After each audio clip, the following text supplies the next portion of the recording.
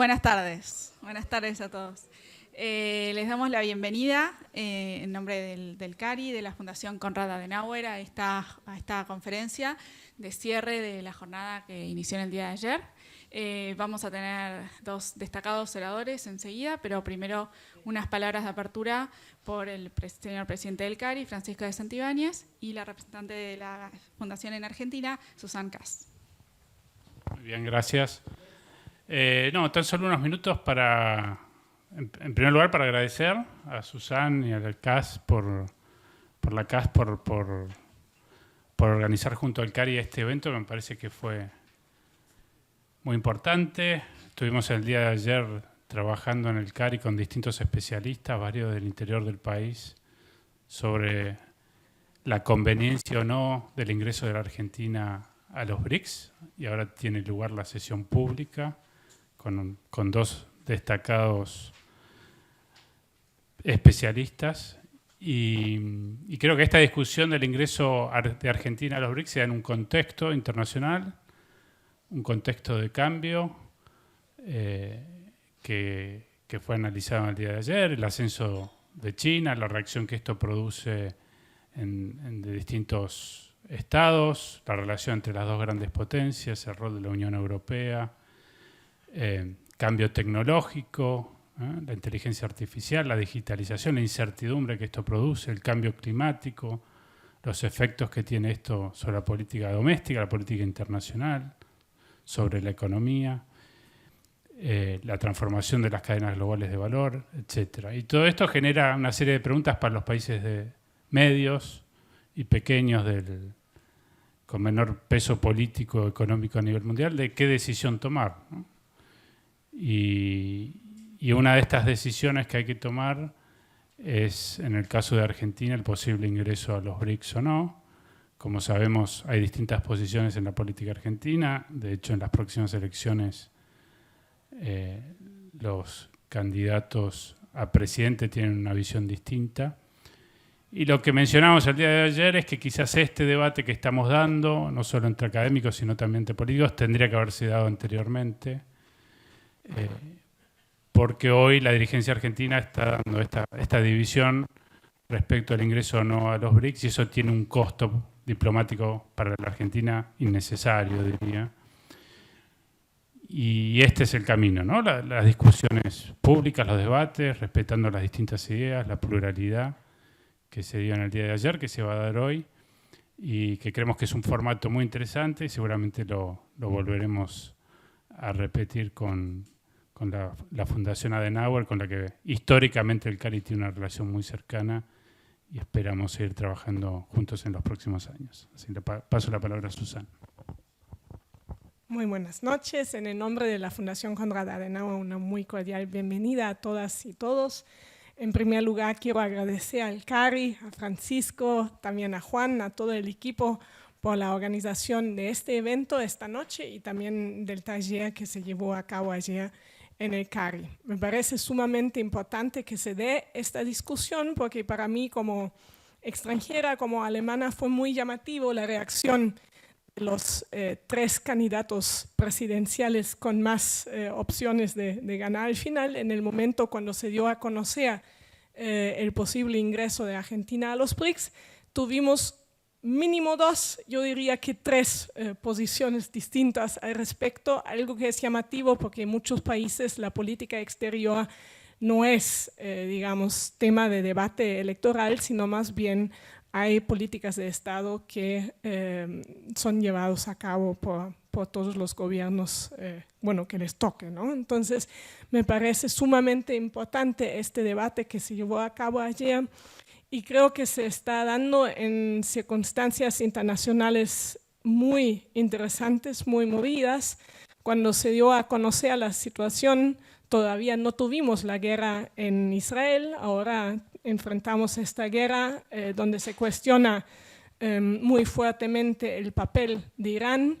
Entonces, ahí también me parece que hay temáticas para el debate en la Argentina que si antes algunos ya se hacían la pregunta si era el momento para ingresar a los BRICS, y eso conjuntamente con Irán, yo creo que hoy en día esta pregunta se da todavía con mucho más fuerza.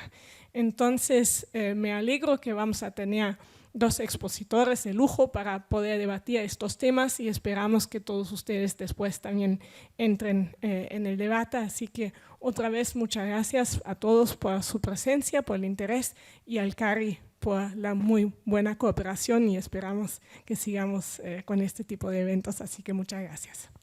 Si les parece, arrancamos con la doctora Toussi. Bueno, buenas tardes. Muchas gracias, muchísimas gracias en realidad por la convocatoria. Fue muy intenso el debate de ayer y no lo voy a resumir, sino quiero empezar desde otro lugar, no sé, por ahí resulta que no es otro lugar, pero dos puntos de partida que quiero poner sobre la mesa de cómo voy a empezar. Primero, a mí me sorprende la alta volatilidad del tema, ¿no? De entro o no entro a los BRICS, realmente me sorprende. Y después por ahí voy a explicar por qué, porque hay otros temas, digamos, anexos a esto. El otro es mi punto de partida, es decir, hay uno que tiene que ver con el tema, que me sorprende la volatilidad, el otro es mi punto de partida. Mi punto de partida tiene que ver con lo que yo hice académicamente, profesionalmente, que es el estudio de la gobernanza económica global, sus múltiples dimensiones, el regionalismo, el grupo de los 20, el grupo de BRICS en algún momento, la diplomacia económica en su conjunto, digamos, ha sido la economía política, digamos, de la diplomacia, es mi tema, mi especialidad.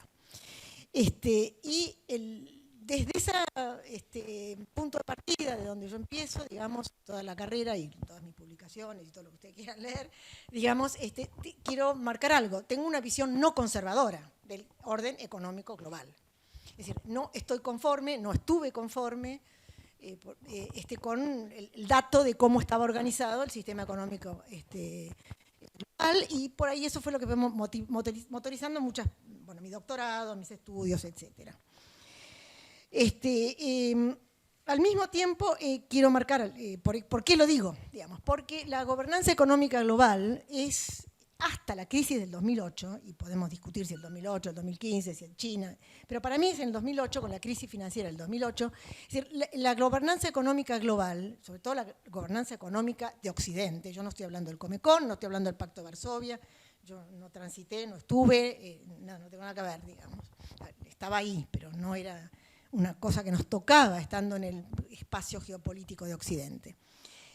Bueno, desde la posguerra hasta la crisis del 2008, yo diría, y podemos debatir, la gobernanza económica global fue el espejo de los intereses americanos, fue la proyección de Estados Unidos, fue la internacionalización de la economía de Estados Unidos, si uno lo quiere poner en términos teórico-académicos, fue la internacionalización de la economía de Estados Unidos.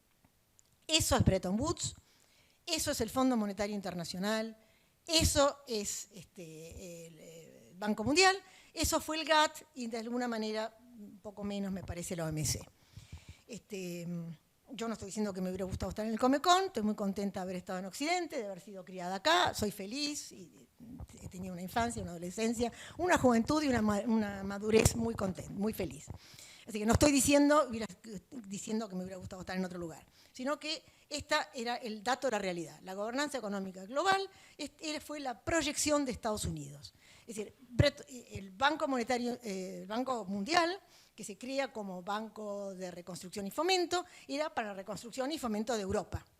Los primeros préstamos del Fondo Monetario Internacional, es interesante tenerlo en cuenta, son para, obviamente, Europa, para Italia, para Gran Bretaña, etc. Es decir, no son para los países del sur que tampoco estaban tan mal, algunos eran colonias, etcétera, algunos salían de la segunda, como Argentina, de la Segunda Guerra Mundial, con suficientes reservas como para no necesitar préstamos. Pero entonces, digamos, la prioridad de Estados Unidos era la construcción de lo que podemos llamar el espacio noratlántico. Yo creo que la crisis del 2008 fue un punto de quiebre para todos, no solamente ya Occidente, ya había caído el muro de Berlín, es un punto de quiebre importantísimo. Es casi una hecatombe, en realidad, es una hecatombe. Yo recuerdo el pánico, digamos, de esos años, sobre todo hasta que bueno, no quiero ir muy en detalle con esto, porque seguramente Pedro va a hacer referencia, hasta la cumbre de Londres del 2009 o 2008, no me acuerdo. Bien. ahí se activan, con la crisis financiera, se activan tanto el G20 como los BRICS. Es decir, el G20 era previamente a la crisis, era un grupo existe desde el 1999 y fue una articulación de los países acreedores y los mayores deudores, o deudores con impacto sistémico, es decir, que se juntan los ministros de finanzas, punto, hasta la crisis del 2008. La crisis del 2008 pasa a ser una articulación presidencial. Con los BRICS pasa no exactamente lo mismo, porque los BRICS habían sido creados, y creo que hay que tenerlo en cuenta, por ahí no quiero pecar de repeticiones, los BRICS son creados como un imaginario, no exactamente un imaginario, pero como un grupo, ¿cómo se dice? Un asset class, para motorizar inversiones financieras. Jim O'Neill, Goldman Sachs, 2001, dice acá tenemos 4, y no estaba Sudáfrica, Brasil, Rusia, India y China, 4 países gigantescos que están creciendo mucho y que van a crecer. En 2001 todavía no habíamos crecido tanto, pero China sí, y India también, que son interesantes para canalizar inversiones financieras. Entonces, los BRICS son primero una creación de Goldman Sachs. Con la crisis del 2008, bueno, de repente los BRICS se miran a sí mismos y dicen, bueno, la verdad que somos grandes, la verdad que somos importantes, la verdad que estamos creciendo mucho más rápido que los países desarrollados. Entonces aparecen en el horizonte en ese momento en un entorno de mucha y quiero que hay que marcar esto, un entorno de altísima politización del dinero, altísima politización financiera, ¿no? Es decir, estábamos obviamente muy preocupados por el futuro, no solamente del dólar, sino del sistema financiero internacional. Se miran a sí mismos y dicen, bueno, nos tenemos que reunir, primera cumbre es en 2019 en Rusia, y se dan cuenta que united we stand, divided we fall. Armémonos, juntémonos, veamos qué podemos hacer. Se dan cuenta que no hay, se dan cuenta, es obvio, no hace falta saber, que no hay conexión geográfica entre ellos, sino que lo que tienen es temor por la vulnerabilidad financiera. Es decir, hay temores compartidos. Entonces, el objetivo, primero, es reducir la vulnerabilidad financiera. ¿Y qué significa eso? Es aumentar la cooperación financiera entre ellos. Hay dos caminos principales que quiero marcar. Uno primero, que es aumentar la influencia en los organismos de Bretton Woods, aumentar el shareholding de la capacidad accionaria en tanto el Fondo Monetario Internacional como el Banco Mundial. Y el otro camino, que es obvio, era usar la capacidad crediticia de China, acceder a la capacidad crediticia de China y que haya, digamos, acceso a eso. Ese es el corazón de los BRICS en ese momento y durante un largo tiempo. Yo creo que hay, 2008, bueno, largo tiempo no, porque es decir, hay un salto cualitativo que me gustaría marcar que va del 2012 al 2014. Y podemos pensar ya más en el presente. En el 2012 asciende Putin a presidente. Voy a marcar 3 o 4 puntos a nivel de los países. 2012 asciende Putin. En el 2013 se lanza la Ruta de la Seda. En el 2014 la anexión de Crimea. Es decir, hay 4 puntos que marcan, hay un salto cualitativo a nivel de los países. A nivel del sistema, en el 2013 colapsan las negociaciones, realmente colapsan. Es decir, las negociaciones para aumentar el capital accionario de lo que dije antes, del Banco Mundial y del Fondo Monetario Internacional, se detienen. Entonces los BRICS todavía sin Sudáfrica, me parece, en 2011 entra Sudáfrica. Los BRICS dicen, bueno, la verdad que no tenemos más paciencia, no vamos a esperar más, esto no nos sigue, venimos peleando, por montones de razones, una tenía que ver con el Congreso de Estados Unidos, que no le da capacidad a Obama, etcétera, no importa, no me quiero meter en detalles, pero colapsan las negociaciones para ampliar el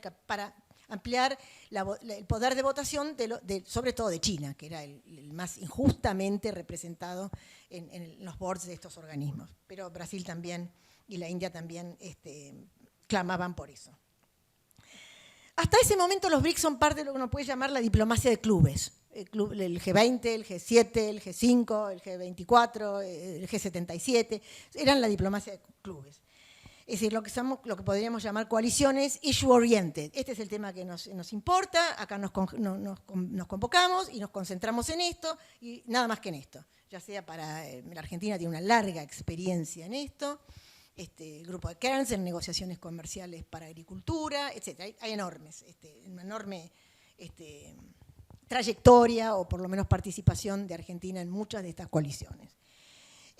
Bien, con la invasión en Crimea, creo que hay y por eso marco el periodo 2012-2014, hay un cambio.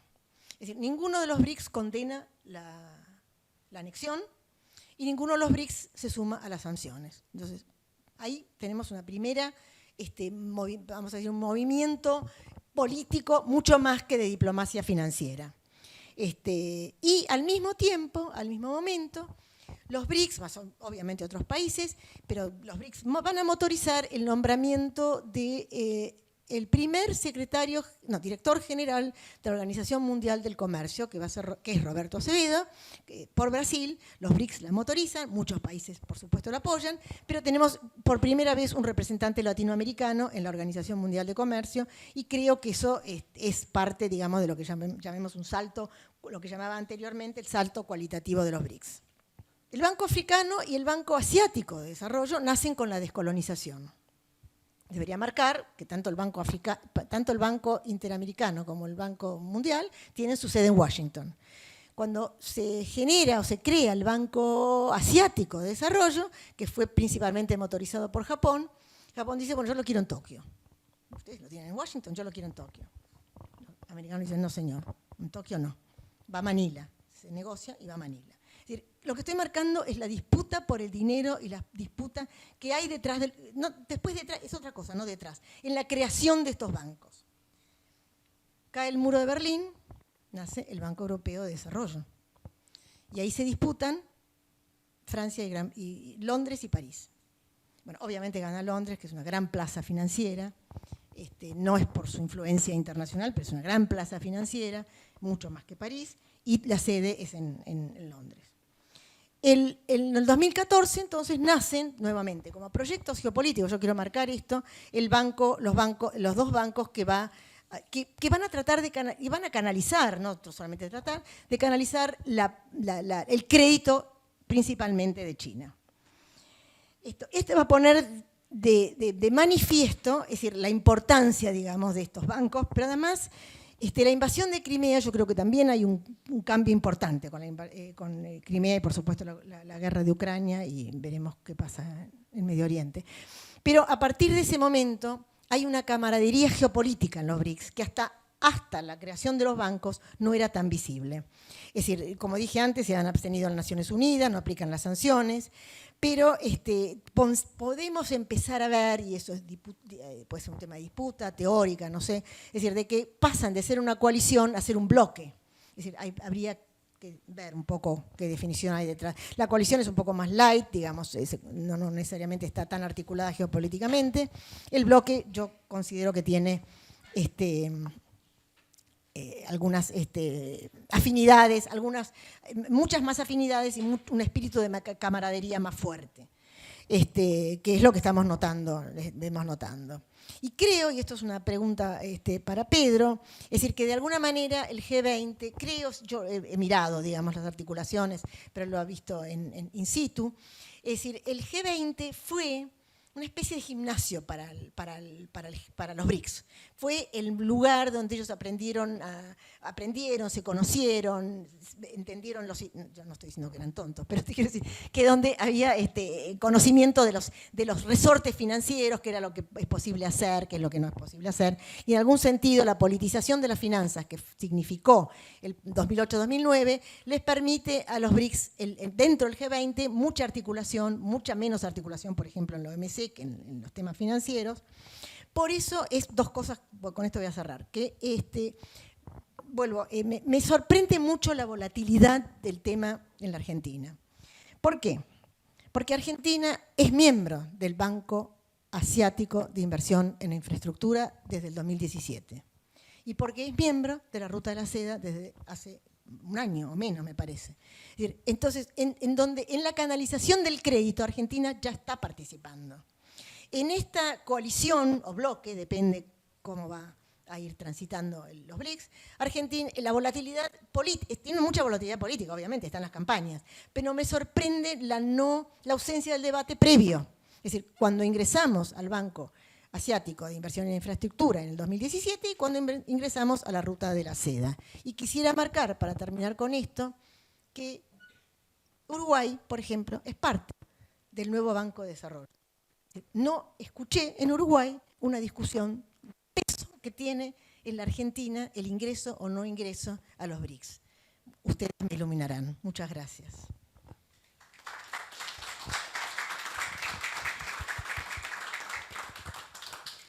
Muchas gracias, Diana. Muy interesante, por supuesto. Vamos a escuchar entonces ahora al embajador y después abrimos el espacio para preguntas. Bueno, veo acá varias de las caras que han estado ayer en la sesión sobre esto en el CARI, así que yo creo que me siento redundant, que debería ser así también porque yo estoy jubilado desde hace 1 año y pico, pero eso también da unas ciertas libertades de opinar. No es que yo me he cuidado mucho para opinar, para los que me conocen cuando está una actividad tampoco, pero lo cierto es que creo que de alguna manera no queda otra cosa que repetir lo que estamos haciendo, y perdón me voy a poner así porque si no estoy... esto no se asusten, no es que voy a leer esto, simplemente necesito a los 71 años mis notas para no olvidarme las cosas que creo que son importantes. Yo creo que hay una cuestión central acá en por qué se llega a los BRICS, por qué se llega al G20 y todo eso. Bueno, lo primero que se llega a todo eso es porque la Guerra Fría se termina en 1989-1990. Y quedamos en un espacio donde el que maneja todo básicamente era Estados Unidos, pero que lo maneja en gran medida consensualmente. Es decir, no es que nadie estaba acá, nosotros tuvimos, y yo soy radical, y los criticamos mucho a Guido Di Tella cuando habló de las relaciones carnales con Estados Unidos. Y la realidad es que quizá la frase que eligió no era muy feliz, pero todo el mundo estaba teniendo relaciones carnales con Estados Unidos en 1990. Todo el mundo estaba acercando al único polo que existía. Y que efectivamente eso fue una... Así que tampoco fue una novedad de parte nuestra, pero todo eso crea una apertura que en el caso de China, porque China es muy, muy importante en todo este esquema, por supuesto, desde el cambio, cuando llega Deng Xiaoping, al comienzo de los 80 en adelante, China empieza a cambiar muy grandemente todo el sistema de funcionamiento de China. Se convierte en un capitalismo marxista, que efectivamente muy eficaz, porque esa es la gran diferencia entre China y la Unión Soviética. La Unión Soviética era un sistema completamente antagónico con Estados Unidos y con Occidente, muy ineficaz. China no. China empieza a ganar al mercado y al capitalismo playing their own game. Entonces, y sin embargo, teníamos todos los problemas de que uno recuerda de los años 80, de los 90, perdón, la guerra de Irak primero, cuando Irak invade Kuwait. Entonces ahí nos pasamos la década esa preocupados qué pasaba con las armas químicas, si había o no armas nucleares en Irak, las cuestiones del ANSCOM. Y los chinos seguían creciendo, eso es básicamente lo que hicieron. Y cuando llegamos a la década del 2000, se produce un cambio de gobierno en Estados Unidos con George W. Bush, y de entrada marcan en la National Security Posture de Estados Unidos de febrero del 2001, inmediatamente asumido, se marcaba que China iba a ser el rival estratégico en 2 décadas. Bueno, China evidentemente se empezó a preparar para eso, claramente. Y cuando llegamos en 99, en la década del 90, se producen las grandes crisis, las de la deuda que no se pudieron producir, de las crisis que nos afectaron a nosotros en los 80, con el consenso de Cartagena, que estuvimos cuando explotan las deudas que habían contraído gobiernos no democráticos, tanto en la Argentina, México podemos decir que siempre había estado en esa situación, Brasil y Polonia en el caso de los demás, de Europa. Eso termina en el Plan Brady, termina en nuevos bonos, hay otra situación. Pero en los 90, fines de los 90, se empiezan a producir las crisis financieras de México en los 90 y pico, y después repercute en la caipiriña, la crisis asiática, y como resultado de la crisis asiática del 99, si no me equivoco, yo no soy experto en finanzas, se crea el G20, a nivel, como dijiste vos, de ministro de Finanzas y presidente de bancos centrales. Porque había que, la primera reacción a eso, que fueron reacciones de los canadienses y los australianos, era que lo que quedaba claro es que a pesar de que el mundo era uno, que estábamos todos teniendo negocios en conjunto, los problemas esos financieros no podían resolverse solo financieramente. Necesitaban algún impulso mayor de coordinación con los países que eran los que ya se empezaban a llamar países emergentes, a los que le estaba yendo muy bien, China uno de ellos, Brasil también a pesar de la crisis, porque si las crisis hubiesen sido en países que no éramos significantes para nada en la deuda, no hubiese sido necesario ninguna arquitectura financiera global para resolverlos. Es que eran grandes, crecían, Brasil por supuesto, México también, nosotros en esa época, y había que encontrar una solución. Cuando se produce la crisis global financiera del 2008, que se produce, hay que reconocer, en los países occidentales, es decir, los responsables centrales de esa crisis fueron el sistema financiero occidental, no los demás. No es coincidencia que los BRICS, a quien Jim O'Neill de Goldman Sachs había calificado los BRIC, porque eran, primero Primakov es el primero que usa esto, poco antes que llamaban los RICS, que eran Rusia, India y China. Después son los BRIC, sin la S, de Jim O'Neill, porque eran, a comienzo de la década del 2000, ya estaba claro que eran países muy importantes para el sistema financiero y ergo políticamente muy importantes. Ya para ese momento China había crecido un poquito más, digamos. Entonces hay una anécdota que yo fui embajador en Australia más de 10 años, y una anécdota de John Howard en 1996, que fue la primera vez que él va a Shanghai, y cuando va y después que lo reemplaza a ¿cómo se llama? Paul Keating, y en un hotel que estaban en un piso altísimo, abren, y era claro, cuando estaba empezando, los que han estado alguna vez en Shanghai, estaba empezando a construir Pudong, que hoy lo hicieron en 7 años, hicieron un Manhattan Plus ahí, ahora es una cosa impresionante. Entonces el tipo, la pregunta que le hace a sus asesores es, ¿por cuánto tiempo ha estado pasando esto? Porque obviamente lo que tenían la visión de lo que era China, yo la primera vez que fui a China fue en 1987 y la segunda fue ya en el 2007 y era otro mundo directamente, y eso que ya cuando yo fui empezaba la apertura, ¿no? Ahora, cuando se produce la crisis global financiera, la realidad es que ahí, también por influencia de los canadienses y de Kevin Rudd de Australia, le proponen a Bush, y él acepta, que había que elevarlo a nivel de cumbres. Y había que elevarlo a nivel de cumbre porque el tamaño de la crisis esa necesitaba ya no solamente del concurso de todo, sino de la máxima decisión política al más alto nivel de los países más importantes sistémicamente para todo esto. Esa es la razón por la que se eleva a nivel de cumbres. Y no es coincidencia que los BRICS, que todos son miembros del G20, cosa que a veces no se dice, los BRICS empiezan a funcionar como BRICS. Habían tenido algunas reuniones informales. En la reunión de la primera cumbre del G20 es en Washington, creo que es octubre del 2008, y en la Asamblea General de ese año, pero ya había explotado la crisis porque creo que Fannie Mae y Freddie Mac explota a fines de agosto y ahí empieza a caerse todo el proceso, se reúnen los cancilleres de los BRIC en Washington, en Naciones Unidas, perdón, y después, bueno, ahí se convierte en un mecanismo, porque hay una cosa que hay que tener presente: ni los BRICS ni el G20 son organismos internacionales, son mecanismos informales de líderes.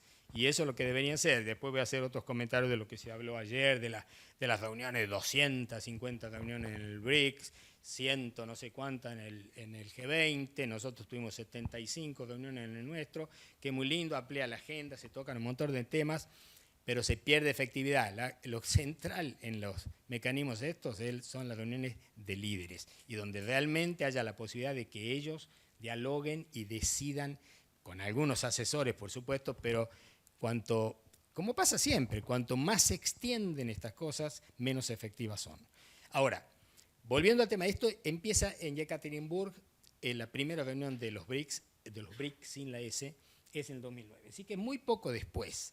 Porque lo que sí me consta de haber visto cómo fue ese año, el 2008-2009, había mucha preocupación en todo el mundo.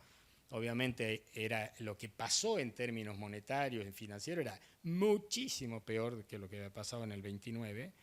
Y sin embargo, entonces, ¿qué es lo que hubo el pedido de los países más desarrollados, sería, digamos, el core de los G7, a las economías emergentes que activen sus economías para salvar? Y el que más activó la economía fue China, justamente, que evidentemente tenía que, para vender, yo digo, estando en Australia, Australia estaba aterrorizada con el tema de las compras de hierro, carbón, gas y todas esas cosas que de las cuales vive Australia, evidentemente, y eso necesitaba que la economía china continúe su demanda. Por otro lado, de haberse limitado solamente a la demanda y seguir exportando, no habría con qué. Y cuando se produce, yo recuerdo haber enviado un informe, debe haber sido en 2009 o 2010, de que efectivamente China estaba respondiendo a eso, y toda esa importación que hacía, que ya no era tanto para exportar, era para invertirlo en China. Y que lógicamente el animalito que China iba a hacer después de ese proceso iba a ser completamente diferente, y es lo que pasó. Y después viene la sorpresa, no es que esté mal, desde el punto de vista de China está perfecto, pero lo cierto es que cuando terminó ese proceso de inversión en infraestructura, que es lo que yo les digo, cuando uno va a China, el país es irreconocible, es decir, tienen trenes que andan a 540 kilómetros por hora, qué sé yo, las ciudades cambian de una manera impresionante. Beijing, la primera vez que fui, desde el aeropuerto al centro en el 87, era una alameda literalmente, un camino de doble mano con álamos. Ahora creo que hay 6 o 7, además de las autopistas, hay 6 o 7 rings que van llegándolo al centro de la ciudad. Lo mismo pasa en Shanghái, o lo que sea, y acá es simplemente la descripción de todo esto. ¿Por qué ese crecimiento? Y los BRICS asociados a eso, para entonces los BRICS existían. No es coincidencia que a Sudáfrica le invitan en el 2011, se convierte en miembro y ahí viene la S, porque había que hacer alguna incorporación del África. Se eligió a Sudáfrica, presumiblemente porque es de África subsahariana, porque el otro candidato era Egipto. Egipto y Nigeria eran los otros dos que estuvieron en algún momento que podían haber sido miembros del BRICS. Entonces, ese sistema, evidentemente, hace que ese grupo vaya creciendo y tenía muchas transversalidades con el G20 y muchas más con el G7. Había reuniones en el G7 donde se invitaba a veces al presidente de los BRICS, porque hasta ese momento había una gran competencia, pero no era una competencia, digamos, de tipo estratégico violenta. Y es un tema que no hay que perder de vista. Y además, de alguna manera, algunos de los socios del BRICS, China en particular, ahora creo que debe haber reducido un poco por estas tensiones que hay, por supuesto. El resultado es que China es el principal socio comercial de 160 y pico de países de los 190 que existen. Entonces, bueno, money talks, esa es la realidad. Entonces, y eso no es tan fácil de simplemente mirar para otro lado. Y ahora viene la cuestión de BRICS, perdón, que yo no soy un experto en BRICS. El debate en la Argentina, si tenemos que estar o no, yo personalmente, con los problemas que tiene la Argentina en este momento, no sé si hubiese pedido entrar a los BRICS ahora. Pero lo que está claro es que yo no gobierno, el gobierno que está decidió pedirle el ingreso, y había ayer en el seminario que tuvimos en el CARI, había una pregunta que era ¿por qué Argentina? ¿Por qué ahora? ¿Y por qué ahora? Porque ahora nos invitaron y otras veces no. Perdón, uno no es el que decide cuándo lo invitan a donde va, a un club, una fiesta. Es decir, no es que uno va, presenta el formulario. Es decir, cuando uno lo invitan, en general lo invitan porque de alguna manera le dice, mira, ¿querés venir? Y cuando uno dice que no, cuando lo invitan, suele suceder que después no nos invitan más. Eso pasa también a nivel de amigos. Es decir, uno lo invitan una vez, 2 veces, la tercera vez no vas. ¿Cuál sería yo lo que entiendo es que lo que se ha hecho es aceptar la invitación, o por lo menos agradecer la invitación que hemos recibido, y que el 1 de enero nosotros estamos dentro de los BRICS. Decir que no tendría un costo importante. Evidentemente Brasil es un socio ahí muy importante para nosotros, y es, si uno quiere, no diría que un balance, pero claramente en términos de principios y de valores, con Brasil compartimos prácticamente todo. También son democracias, aunque el cuño pueda ser distinto. India es la democracia más grande del planeta, por ejemplo, y también Sudáfrica es una democracia indiscutiblemente después de venir de una situación histórica muy complicada. Así que no veo que tengamos... China claramente no es una democracia en lo que yo considero una democracia, pero es un país que, entre otras cosas, saca 800 millones de personas de la pobreza, lo cual no es un mean achievement, convengamos. Y Rusia es que claramente en este momento al menos es el país que ha violado gravemente el principio de no uso de la fuerza, integridad territorial de otros estados, que hay que reconocer que no es el único que lo ha hecho, de los miembros permanentes del Consejo de Seguridad, de los 5 que están ahí, si uno empieza a revisar, ha habido varias situaciones de ese tipo en el pasado también, lo cual no justifica lo que está haciendo Rusia ahora, claramente. Ahora, ¿qué es lo que tendríamos que hacer? Lo que sí estoy convencido, que si la Argentina entra al BRICS, nosotros tenemos que entrar a jugar bien, a jugar en serio, a hacer un aporte constructivo basado en nuestros intereses, en nuestros principios, en nuestros valores, convertirnos en un actor activo. Estar simplemente para tener el rótulo que estamos sentados ahí, creo que sería un grave error, y el esfuerzo de hacer eso bien requiere cuadros formados, equipos. Cuesta dinero, evidentemente, porque en estas 200 reuniones que decían que había, que me quedé apavorado, nosotros creíamos que, Lila, que nos habíamos pasado de rosca cuando tuvimos 70 y pico en el G20 nuestro y ahora están en 200. Bueno, ahí Houston, we have a problem, claramente, ¿no? Porque eso además sustrae del impacto que tenga. Y además cualquier líder que me diga que se lee un documento de 150 páginas, está mintiendo o no entendió nada, la mitad de eso. Tienen que ser documentos concisos, claros, que manden lo que hay que hacer y además cosas que sean ejecutables, porque en la medida en que los objetivos que se vayan adoptando ahí en los BRICS, o como pasaría en el G20, como pasaría en el G7, por supuesto, en la medida que no se cumplan, eso empieza a perder credibilidad. Una de las cosas que a mí me llamó la atención, porque de esto me leí la declaración de Johannesburg, que tiene de Sandstone, en realidad, porque está ahí, Sandstone es un suburbio de Jobo, y hicieron una declaración que tiene 94 puntos, y algunos de los puntos tienen una página o más. Entonces, eso creo que si además cada una de las 200 reuniones que se han hecho tiene documentos más o menos parecidos a eso, creo que hay que pasarse la vida para leer solamente lo que se acordó o no se acordó. En eso son quizás una de las cosas que la Argentina puede traer a eso con la experiencia nuestra del G20 y con la experiencia de CELAC y de otras partes. Podemos aportar, reducir las cosas. Nosotros en el G20 nos propusimos de entrada, yo ahí copiándolo a mis amigos OSIS, que la declaración iba a tener 3 páginas. Y tuvo 3 páginas hasta el momento de la cumbre, que después terminó con 6, creo. Y esas 6, siempre les digo a mis amigos europeos, los quiero mucho, que son los que siempre están por la eficiencia, esa proliferación de pagafitos vino porque había pet projects en la Unión Europea que querían meter aquí, allí y allá. En eso los Estados Unidos son muy eficiente, que las cosas se corta, es la única manera que sean realmente útiles. Bueno, yo cortaría acá porque la verdad que hay muchísimo para hablar sobre todo esto, por supuesto, pero yo creo que el tema central es que yo no me haría demasiado a mala sangre por el tema de los BRICS. Si yo hubiese estado en la posición de decidir si vamos ahora o no, si pedimos una invitación objetivo, quizás no en este momento, porque no sé si estamos preparados. Supongo que la Argentina está preparada, es cuestión de tener la voluntad política y decir, bueno, ahora ponemos muy buenos cuadros, y lo que sí, ir para estar pintados me parece un grave error. En la agenda de esa, porque una cosa básica es cuáles son las cosas que podemos sacar de ahí, cuáles son las que no. En los BRICS, porque yo he visto que dice, bueno, va a ampliar el comercio, no, los BRICS no están para ampliar el comercio. Es decir, no es esa la función primordial. Obviamente genera relaciones. Para ampliar comercio y para comerciar más con otros países hay que tener buenos productos a precios competitivos. Ese es el primer lugar. Y después tenemos que tratar de sortear las múltiples barreras proteccionistas que hay, en la cual, a la CAS, Europa es especialista en los temas que nos interesan a nosotros, que son los temas de agricultura.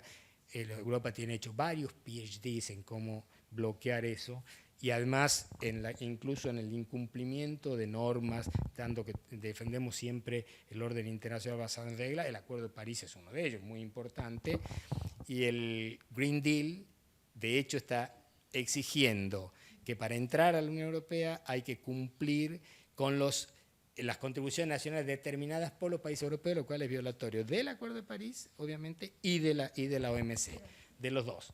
Así que, es decir, en todos lados se cuecen habas, pero en la Argentina varias, convengamos, ¿no? Tenemos unos cuantos guisos para resolver. Pero para cerrar aquí, porque cuando uno se empieza a enganchar, uno se pasa de vuelta, creo que no es nada dramático.